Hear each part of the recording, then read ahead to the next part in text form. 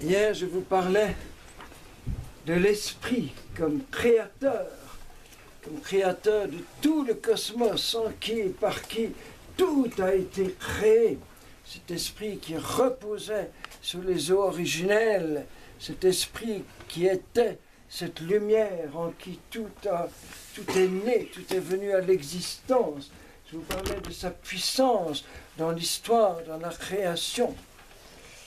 Et aujourd'hui, un tout autre aspect, celui de l'intimité.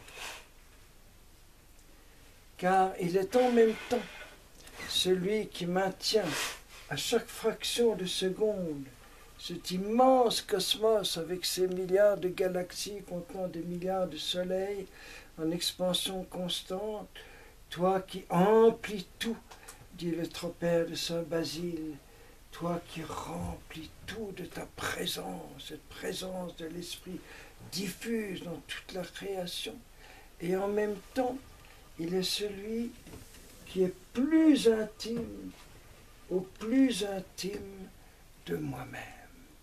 Il est le secret même de ma vie, de mon existence. Mais il s'efface. On a à peine conscience de lui. Le Père, rien que le mot de Père nous permet de donner comme un visage au Père. Le Fils, bien sûr, avec ma chair et mon sang, mon visage.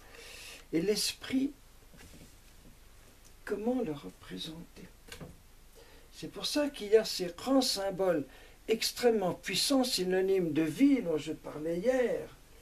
Le feu, l'eau, mais le feu, ça peut être un gigantesque incendie, cet incendie d'amour que Jésus est venu allumer sur la terre et avec lequel il avait une telle hâte.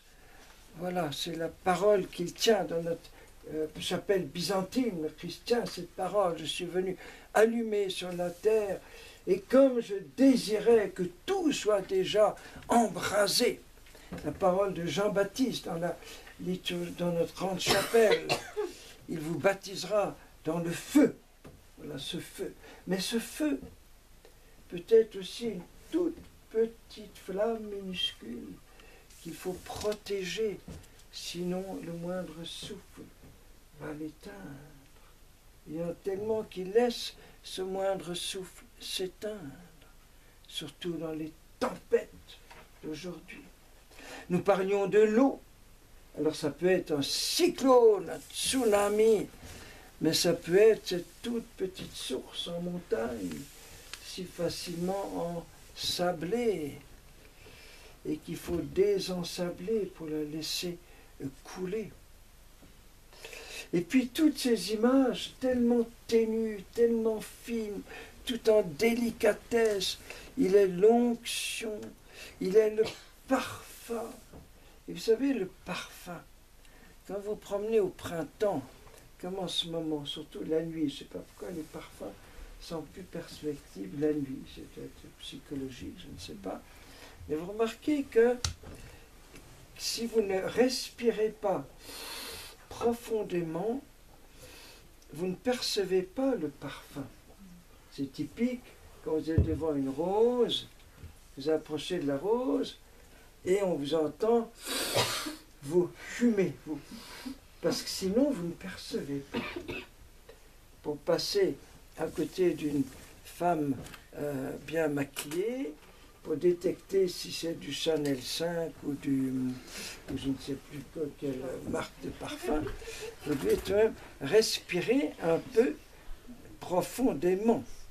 N'est-ce pas, ma chère petite sœur, qui connaît tout ça? Voilà. Ça sent de Eh oui. Il faut respirer. Et c'est comme ça qu'on peut passer toute notre vie, ou de longs moments de notre vie, comme nous ne respirons pas assez profondément, eh bien sans sentir ce parfum de l'esprit. Il est comparé à la rosée, tellement fragile. Un quart d'heure de soleil, et les petits diamants qui brillent au soleil levant s'éteignent, etc. Toutes ces choses qui montrent sa finesse, sa délicatesse. Et il est tellement timide. Lui, tout puissant, tenant toutes les galaxies dans ses mains, et il respecte tellement ta liberté qu'il ne va jamais te contraindre, te forcer, encore moins te violer. Il va te faire des petites suggestions, très délicatement. Souvent, par délicatesse pour ton ange gardien, il aime passer par l'ange gardien. Pour mettre bien en valeur le rôle de l'ange gardien. Mais la suggestion derrière l'ange gardien, je crois, vient de l'Esprit Saint, qui suggère à ton ange gardien, voilà, comme des parents qui aiment bien donner un cadeau à l'enfant, au fils aîné, pour que lui fasse les cadeaux à la petite sœur. Voilà, il aime bien multiplier. Voilà. Et les cadeaux que nous recevons par les saints ou par les anges gardiens, ils ont comme origine l'Esprit Saint, puisqu'il est le don, comme j'ai dit hier. Et comme il est très timide, très silencieux, rappelez-vous Élie sur la montagne du Horeb, qui n'était ni dans le tremblement de terre, ni dans le feu, ni dans ce qu'il y a encore, la tempête, mais dans un murmure. Je disais hier qu'il était la roua, le souffle. Alors ça peut être une tempête d'une violence extraordinaire, mais ça peut être cette toute petite brise, ce qu'à l'époque de Thérèse de Lisieux on appelait le zénith, cette toute petite caresse, un petit souffle tellement agréable en été, mais très fin, très très fin. Donc il faut être tout le temps à l'écoute, aux aguets. Nous verrons à Assise comment François était spécialiste dans cette manière de guetter ses passages, ses visites, voyez. Et nous devons écouter les battements de son cœur, sa respiration, le murmure. Pour ça, j'ai tellement aimé cette veillée hier soir. Je ne sais pas ce que vous en pensez. Nous avons réussi un tour de force. C'est que le jour même de la Pentecôte, le soir même de la Pentecôte, il n'y a eu qu'un seul chant à l'Esprit Saint et aucun chant de louange. On n'a pas sauté, on n'a pas dansé, on n'a pas entendu la batterie, à la messe un petit peu, mais là je parle du soir. Tellement tout était intériorisé. Tellement intériorisé que plus personne ne voulait partir. Et si ce n'était la peur de s'endormir au cours de Jean Hervé, je suis sûr que beaucoup seraient restés encore plus longtemps. Ça m'a tellement touché à 11h, 11h15, 11h30. Voilà, on ne fait plus quitter le Cénacle. Tellement c'était intérieur. Et le fait de l'idée des aînés de célébrer aujourd'hui ici, comme pour renforcer ce caractère d'intimité. Vous voyez, dans notre intimité familiale. Voilà. Personnellement, j'ai l'habitude, depuis l'âge de 14 ans, de dire chaque matin, en me levant, 3 hymnes à l'Esprit Saint. Alors je dis le Veni Creator, je ne chante que les dimanches et fêtes, sinon je le dis pour être renouvelé dans ma propre création, dans ma conception. Voilà. Puis j'ai été conçu dans l'Esprit Saint, comme chacun de nous. Voilà. Et puis la merveilleuse séquence qu'on vient d'entendre, si bien chantée par notre chorale internationale, si bien chantée. Alors là, j'ai dit pour être renouvelé dans ma profession monastique, que je vais renouveler devant vous dans les mains de notre évêque après-demain, en même temps que la confirmation de nos 2 nouveaux confirmés. Et la 3e, c'est le beau tropère de Saint Basile, au Esprit consolateur, toi qui emplis tout ça, pour être renouvelé dans le don du sacerdoce de Jésus.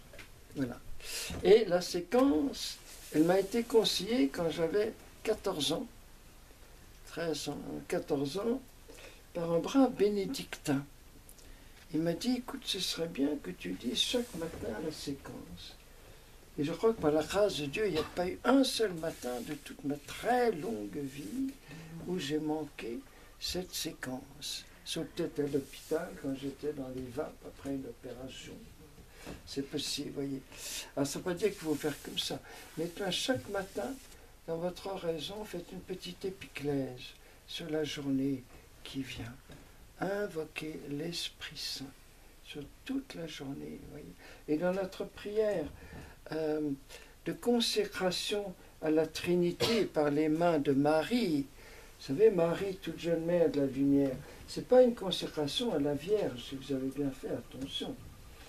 On se remet totalement dans les mains de la Vierge, dans son cœur maternel, pour qu'elle nous offre à l'Esprit Saint. Et à la fin, on dit, Esprit Saint, des mains de Marie, reçois-nous. On se remet dans ses mains pour qu'elle nous livre à l'Esprit Saint. Et on termine en disant, Esprit Saint, consacre-moi, consacre-nous dans la vérité et l'amour, la vérité qui est Jésus, l'amour qui est lui l'Esprit Saint, et dans quoi? Dans la lumière de la vie. On pourrait dire dans la lumière et la vie, la lumière de la vie.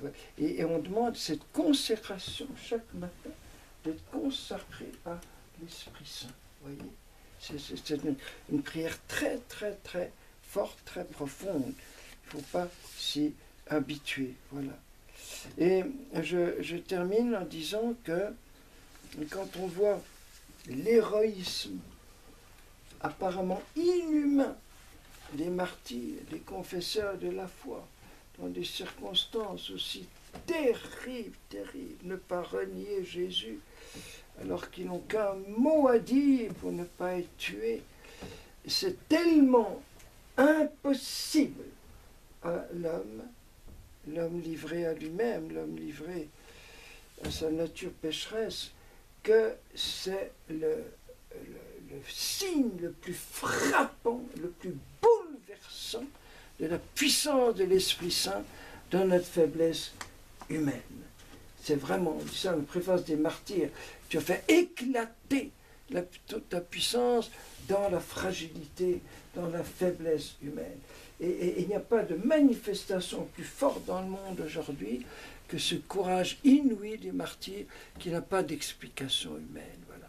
Eh bien, si jamais le Seigneur permet qu'on se retrouve dans des circonstances terribles où il faudra faire le choix entre Jésus et rien, ou Jésus et d'autres religions, eh bien, pour être sûr que nous suivrons à ce moment-là les suggestions de l'Esprit Saint, eh bien, c'est en étant docile à cet Esprit dans les plus petites choses de chaque jour, tout ce qu'il me suggère, comme ça.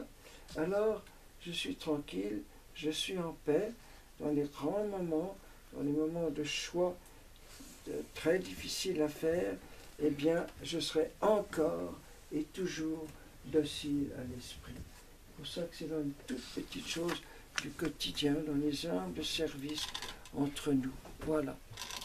Alors ce soir à l'adoration, nous terminons l'adoration par les belles litanies à l'Esprit Saint, litanie de l'Église latine, et demain les litanies de l'Église byzantine pour l'Esprit Saint.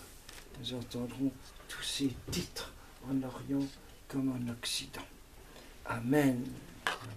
Ah oui, et puis justement, l'évangile d'aujourd'hui, c'était la petite Pentecôte du soir de Pâques, dans l'intimité du cénacle. Voilà.